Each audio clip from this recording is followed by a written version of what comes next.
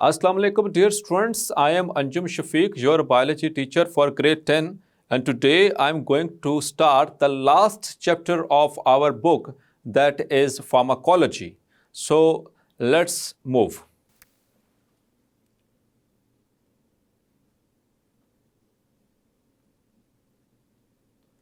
Pharmacology is the branch of biology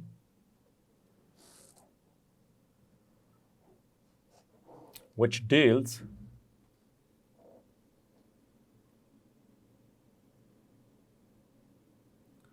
with the study of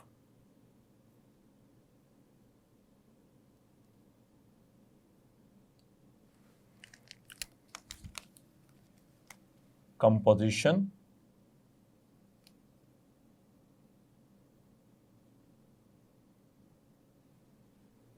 properties,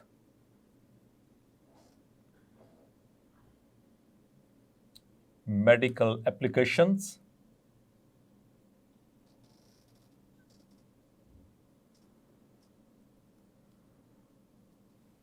and sources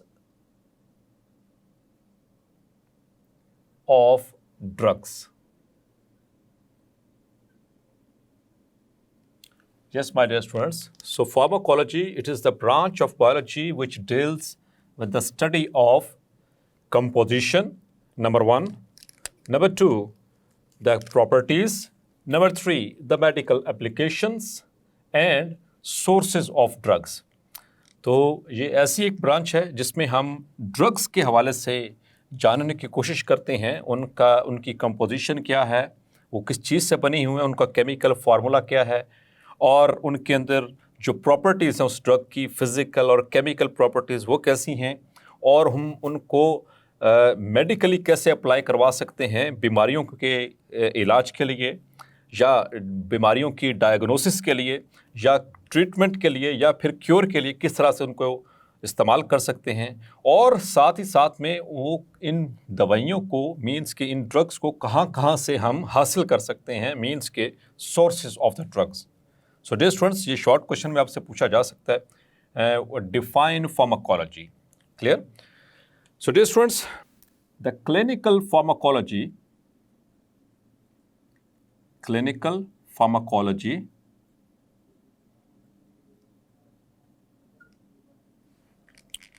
was present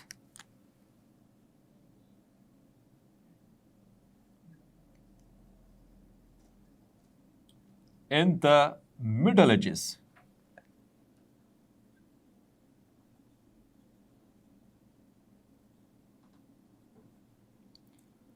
So dear students, what are Middle Ages? Middle Ages ये basically European history में इस्तेमाल होती हैं, उनकी तारीख में इस्तेमाल होते हैं ये वर्ड्स. ये मिडल एजेस का जो दौरानिया था, it was between 500 to 1500 years. Means के 5th सेंचुरी से 15th सेंचुरी, सन 1500 तक, सन 500 से लेकर और 1500 तक के जो दरमियान का जो वक्त है, इसे कहा जाता है middle ages in the European history. So dear students, European history की ये जो सा मिडल एज है, उस वक्त भी मौजूद थी क्लिनिकल फार्माकोलॉजी. क्लिनिकल फार्माकोलॉजी क्या होती है? मीन्स कि जिसमें हम ड्रग्स को मुख्तलिफ तरह की बीमारियों के इलाज के लिए इस्तेमाल करते हैं, उसे कहा जाता है clinical pharmacology. Dear students, the early pharmacologists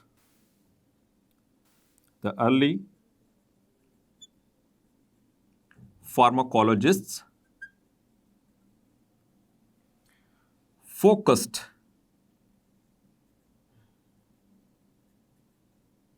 on natural substances. उन्होंने ज़्यादातर फोकस कुदरती जो सब्सटेंसेस होते हैं उनके ऊपर किया, और उसमें भी mainly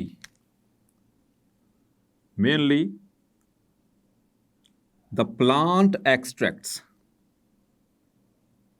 mainly the plant extracts. So dear students, इसको मैं पहले समझा लूँ. सो अर्ली फार्माकोलॉजिस्ट, जो शुरू के फार्माकोलॉजिस्ट थे, फार्माकोलॉजिस्ट किसे कहा जाता है डियर स्टूडेंट्स? ऐसा साइंटिस्ट जो या ऐसा स्टूडेंट जो फार्माकोलॉजी को स्टडी करे उसे हम कहते हैं फार्माकोलॉजिस्ट. तो जो शुरू के फार्माकोलॉजिस्ट थे वो फोकस करते थे कुदरती यानी कि नेचुरल सब्सटेंसेस के ऊपर, और उनमें से मेनली जो मेन उनका फोकस होता था वो प्लांट एक्सट्रैक्ट्स पे था, यानी कि पौधों से यानी प्लांट किंगडम से हासिल होने वाले जो अज्जा होते हैं उन्हें कहा जाता है प्लांट एक्सट्रैक्ट्स. इनके ऊपर ज़्यादा वो फोकस करते थे, इन्हीं के ऊपर वो ज़्यादा काम करते थे, इन्हीं की प्रॉपर्टीज़ को इस्तेमाल करके और मुख्तलिफ तरह की अद्वियात को ईजाद करते थे. Dear students, the pharmacology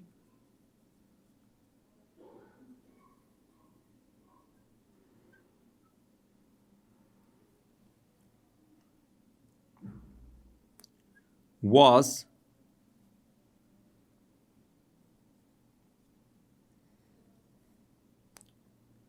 named as biomedical science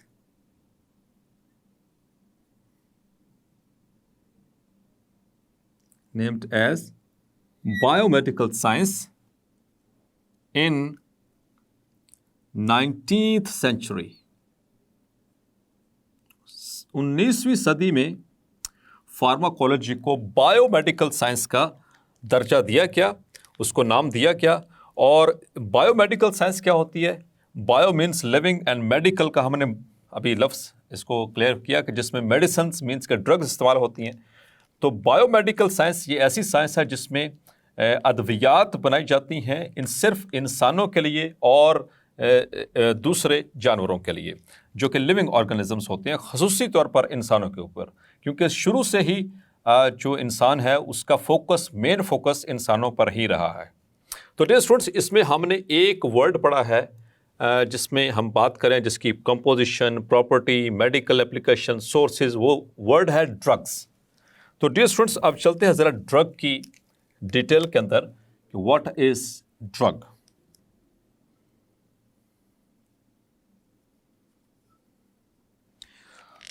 So dear students, drug is any chemical substance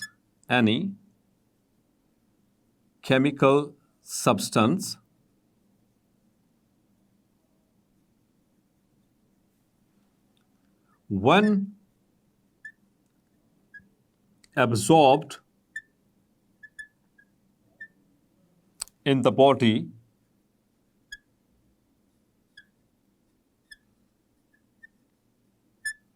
of living organisms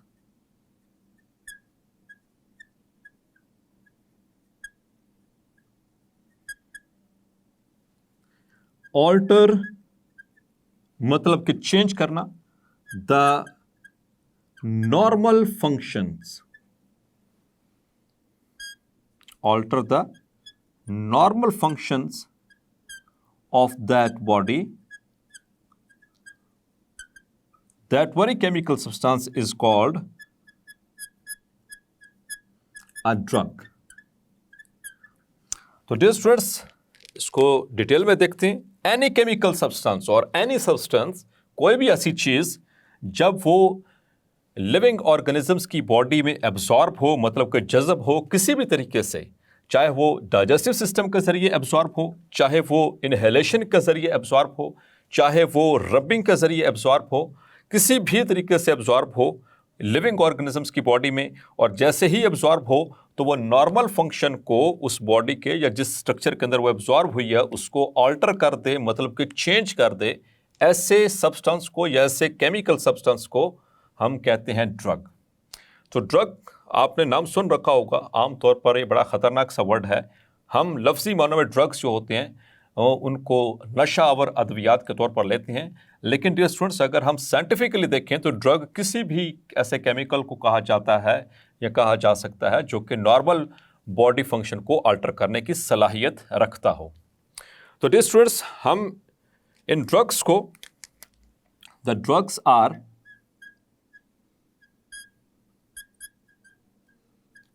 broadly classified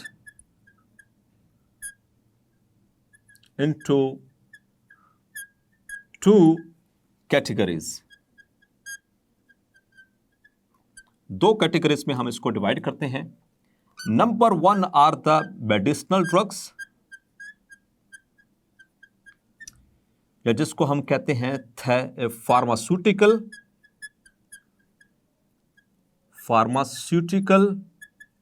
drugs, और दूसरी कैटेगरी है एडिक्टिव ड्रग्स की।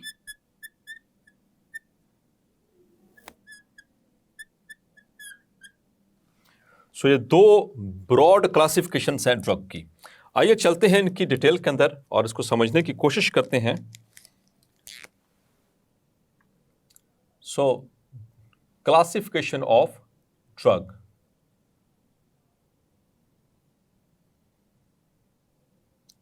डियर स्टूडेंट्स क्लासिफिकेशन की मुख्तलिफ बेसिस पे की जाती है। यहां पर हम उसकी जनरल क्लासिफिकेशन की बात कर रहे हैं। Classification of drugs. So there are two categories, broad categories। यहां पर हम broad categories की बात करें, जनरल categories की बात करें ड्रग्स की। So the number 1 are the pharmaceutical,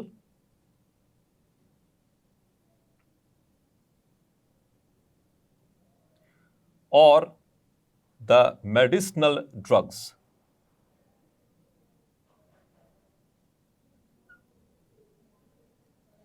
And the second category is of addictive drugs। So dear students, पहले देखते हैं pharmaceutical drugs को। So pharmaceutical drugs, any chemical substance, इसको हम define इस तरह से करेंगे, any chemical substance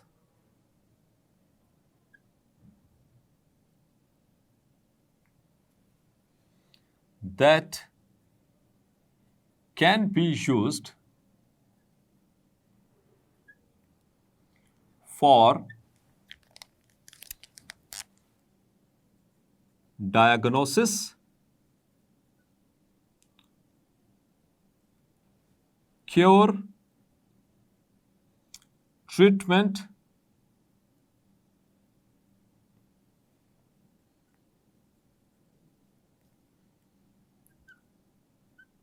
and prevention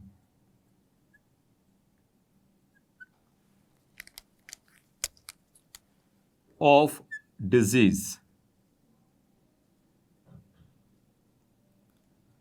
is called a medicinal drug or a pharmaceutical drug।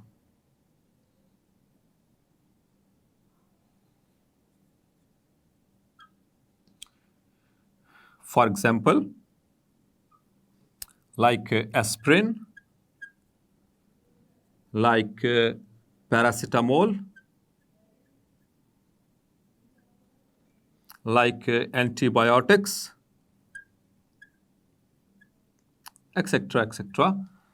So dear students, कोई भी ऐसा केमिकल सब्सटेंस जो इस्तेमाल हो सकता हो फॉर द डायग्नोसिस। डायग्नोसिस का मतलब है तशखीस, किसी बीमारी की तशखीस के लिए, डायग्नोस करने के लिए कि किसी शख्स को क्या बीमारी हो सकती है।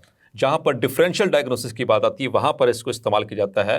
या फिर क्योर मतलब कि इलाज के लिए, या ट्रीटमेंट के लिए, उसके मुआवजे के लिए, या फिर प्रिवेंशन, किसी बीमारी से बचने के लिए कोई ऐसा केमिकल इस्तेमाल किया जा रहा हो तो उस केमिकल को हम कहते हैं, उस केमिकल सब्सटेंस को हम कहते हैं मेडिसिनल ड्रग, या उसे कहते हैं हम फार्मास्यूटिकल ड्रग। जैसे कि एस्प्रिन। एस्प्रिन आपको पता है कि जैसे कि हम इस्तेमाल करते हैं, ये डिस्प्रिन के अंदर एस्प्रिन ही होता है। एसिटाइल सैलिसिलिक एसिड होता है इसके अंदर, ये पेन किलर के तौर पर आमतौर पर इस्तेमाल होता है। पैरासीटामोल, ये आमतौर पर ये सॉल्ट है जो मुख्तलिफ नाम से आता है, जो सबसे कॉमन नेम है जिसको हम कहते हैं पेनाडोल। सो उसके अंदर इसका जो बेसिक सॉल्ट यही होता है पैरासीटामोल। ये भी एक केमिकल सब्सटेंस है और ये भी इस्तेमाल होता है बुखार के लिए और पेन किलर के तौर पर इस्तेमाल हो रहा है। एंटीबायोटिक्स, ये आगे चलकर डिटेल से पढ़ेंगे, बैक्टीरिया के खिलाफ काम करती हैं ये केमिकल्स, इन्हें कहा जाता है antibiotics. On the contrary, the addictive drugs, so any chemical substance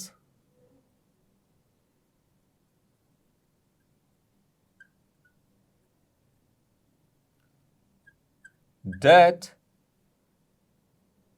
can make a person dependent on it, dependent on it, or make the person addicted is called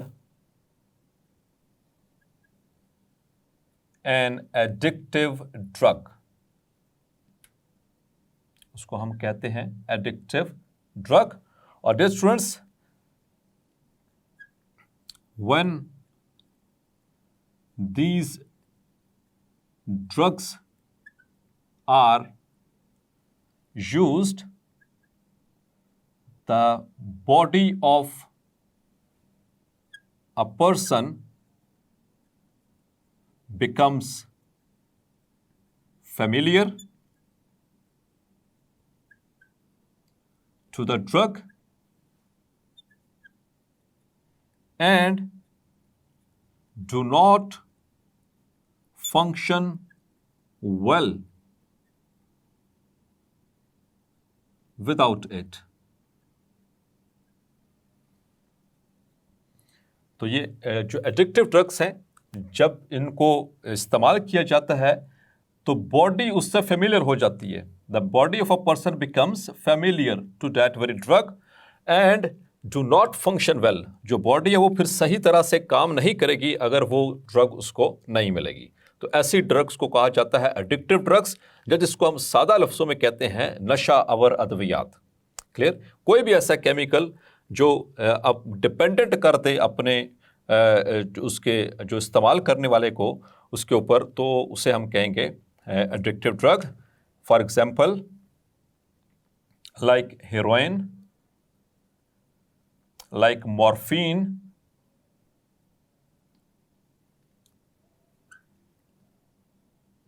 like ice, etc. ये कुछ ऐसे chemical substances हैं जो कि इंसान को उसके ऊपर डिपेंडेंट करवा देते हैं अपने ऊपर, और फिर वो इसके बगैर सही तरह से काम नहीं कर सकता अगर इसकी डोसेज ना मिले उनको। इसी तरह से डियर स्टूडेंट्स, जो ड्रग्स हैं उनको एक और तरीके से भी हम क्लासिफाई करते हैं। एक और क्लासिफिकेशन आपसे शेयर करने लगा हूं ड्रग्स की।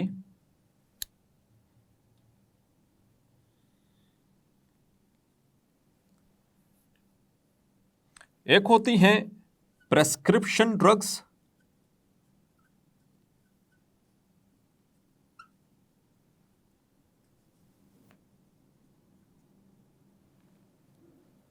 और एक होती हैं नॉन प्रेस्क्रिप्शन ड्रग्स।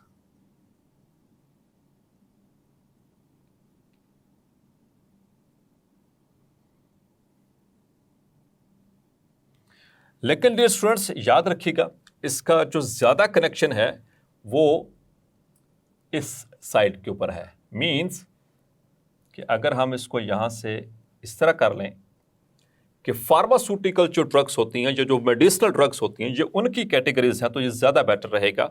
जो मेडिसिनल या फार्मास्यूटिकल ड्रग्स हैं उनकी आगे फर्दर दो कैटेगरीज हैं, major categories, prescription drugs and non prescription drugs. तो इनमें क्या डिफरेंस है dear students? The medicinal drugs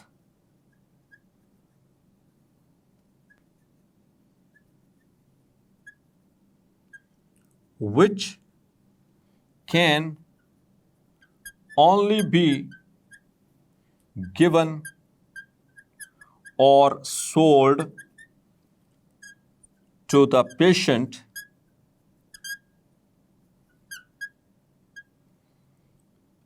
on showing the prescription of an authorized physician or a surgeon, or we simply say a doctor. For example, antibiotics, for example, barbiturates, for example, tranquilizers,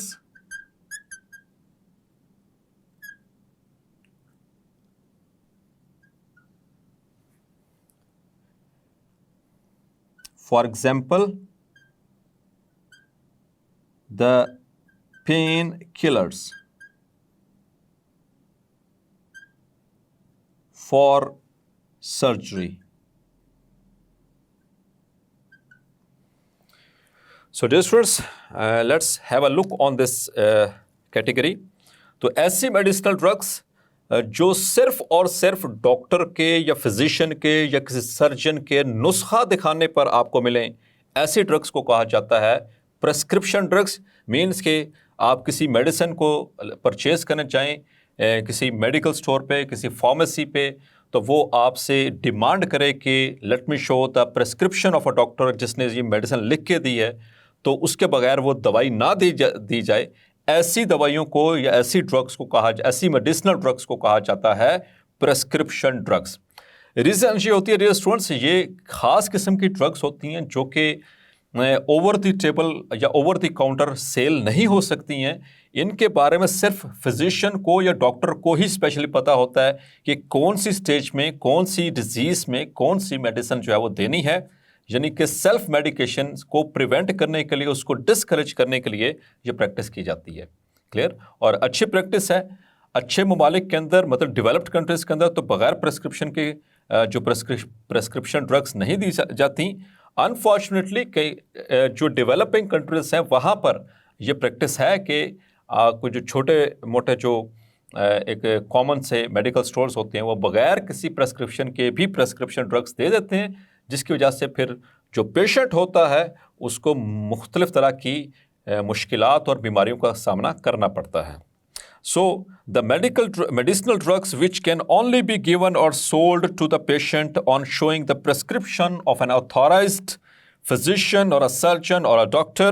For example, antibiotics. Antibiotics, dear students, ये bacteria को किल करने के लिए chemical इस्तेमाल होते हैं। इसी chapter के अंदर हम इसकी डिफरेंट कैटेगरीज और मेजर ग्रुप्स पढ़ेंगे और उसमें आपको आइडिया होगा कि वाकई ही ये बगैर किसी एक ऑथोराइज्ड प्रेस्क्रिप्शन डॉक्टर की प्रेस्क्रिप्शन के बगैर नहीं ख़रीदनी चाहिए। इसी तरह से बार्बिचुरेट्स, ये बार्बिचुरेट्स ऐसी ये केमिकल्स हैं, ऐसी मेडिसिनल ड्रग्स हैं जो कि नींद की बीमारी के लिए इस्तेमाल होती हैं। जब एंजाइटी हो और साथ में स्लीप डिसऑर्डर हो, नींद ना आ रही हो, तो उसके लिए ये इस्तेमाल होती हैं बार्बिचुरेट्स। इसी तरह से ट्रैंक्विलाइजर्स, ये एक्यूट कंडीशन जो होती है एंजाइटी की या फिर कोई साइकोलॉजिकल कुछ इश्यूज़, जैसे कुछ ऐसी बीमारियां हैं जिसमें जो फंक्शनल डिसऑर्डर्स हैं सेंट्रल नर्वस सिस्टम के, like epilepsy, like the mood disorders, तो उन कंडीशन में ये ट्रैंक्विलाइजर इस्तेमाल होते हैं। इसी तरह से ऐसे पेन किलर्स जो कि सर्जरी के बाद स्पेशली दिए जाते हैं, उनकी पोटेंसी, उनकी स्ट्रेंथ एक हाई किस्म की होती है और स्पेशलाइज्ड होते हैं। वो सिर्फ और सिर्फ किसी सर्जन और डॉक्टर की प्रिस्क्रिप्शन के बगैर जो है वो नहीं देने चाहिए, किसी को भी सोल्ड नहीं करना चाहिए, क्योंकि उनकी जो नौयत होती है वो कुछ डिफरेंट होती है कि एक आम पेन किलर से। क्लियर? सो अब आते हैं नॉन प्रिस्क्रिप्शन ड्रग्स पे। So non prescription drugs, these are the medicinal drugs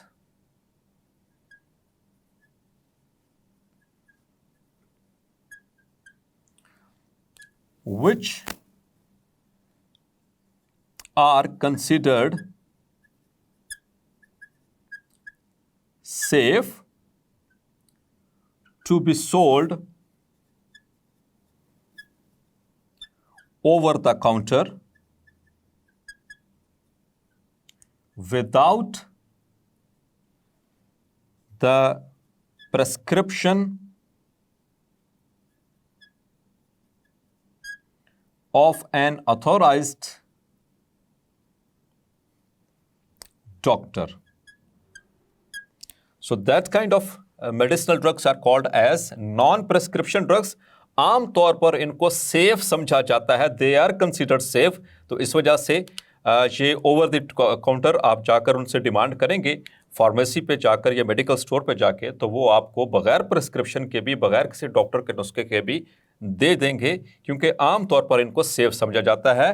for example like aspirin यानी डिस्प्रिन वगैरह, जो उसके लिए आपको प्रिस्क्रिप्शन दिखाने की ज़रूरत नहीं पड़ती, ये एक नॉर्मल पेन किलर है और इसको सेफ समझा जाता है अनलेस के कोई किसी शख्स को इसके साथ कोई सेंसिटिविटी ना हो, मतलब कि कोई एलर्जिक रिएक्शन इससे ना हो। इसी तरह से जो पैरासीटामोल है यानी ये बुखार के लिए, ये भी इस्तेमाल होती है, आमतौर पर पैनाडोल के नाम से आती है, तो ये भी ओवर द काउंटर जो है वो मिल सकती है। इसी तरह से जो कफ सिरप्स हैं, कफ सिरप्स वो भी सेफ समझे जाते हैं आम तौर पर, और वो भी ओवर द काउंटर जो है वो बगैर किसी डॉक्टर के प्रिस्क्रिप्शन के वो आपको मिल सकते हैं। और डियर स्टूडेंट्स, यहाँ पर एक और चीज़ आपके लिए मेंशन करता चलूँ। एक और हमारे पास एक शॉर्ट क्वेश्चन है, that is called as materia Medica.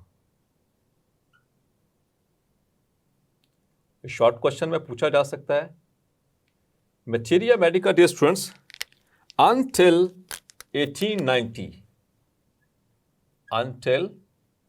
1890s, pharmacology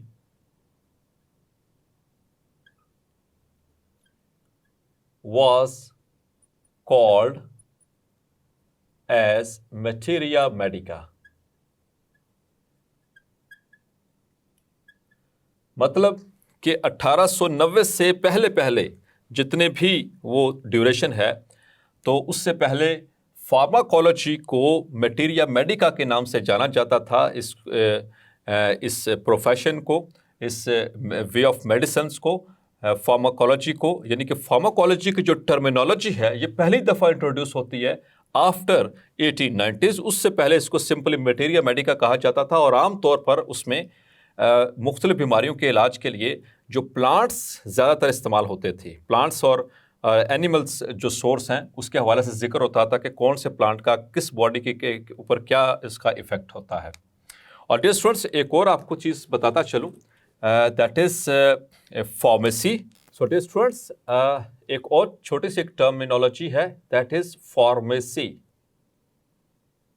तो इसको कंफ्यूज नहीं करना फार्माकोलॉजी के साथ। It must not be confused with pharmacology. Pharmacology हमने कहा कि ब्रांच है बायोलॉजी की, जिसमें हम पढ़ते हैं किसी भी ड्रग की केमिकल कंपोजिशन, उसकी प्रॉपर्टीज, उसके मेडिकल एप्लीकेशंस, उसके सोर्सेज।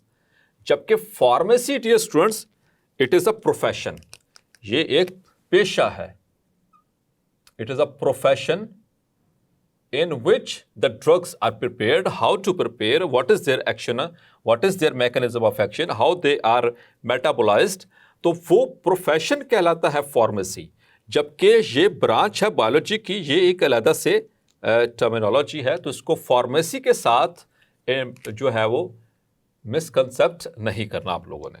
सो डियर स्टूडेंट्स, जो बेसिक टर्म्स आज हमने पढ़ी हैं वो शॉर्ट क्वेश्चन के पॉइंट ऑफ व्यू से बहुत अहम है, जिसमें pharmacology, drug, medicinal drug, addictive drug, pharmacy, and materia Medica, prescription drug and non prescription drugs, ये सारी की सारी जो टर्मिनोलॉजी हमने पढ़ी है, ये शॉर्ट क्वेश्चन पॉइंट है उससे बहुत अहम है, इसको अच्छे तरीके से याद कर लीजिएगा।